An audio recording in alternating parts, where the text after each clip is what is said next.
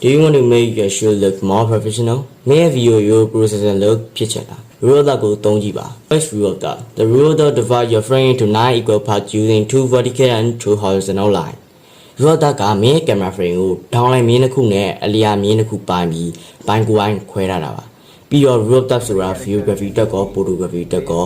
အလွန်သုံးဝင်တဲ့ composition ဖြစ်ပါတယ် How to use it? ဒါကိုဘယ်လိုသုံးပြကြမလဲ Place your subject along the lines or where they cross. Those are strong focal point. ဒီမြင်တွေတစ်လျှောက်မှာဒါမှမဟုတ်ရင်မြင်တွေပြန်စုံတဲ့နေရာမှာမင်းရဲ့ subject ကိုထားပြီးပို့ပြီးအာရုံစိုက်ဖို့ကောင်းပါတယ်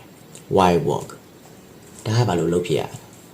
I naturally focus on these intersection points, so if you right balance and cinematic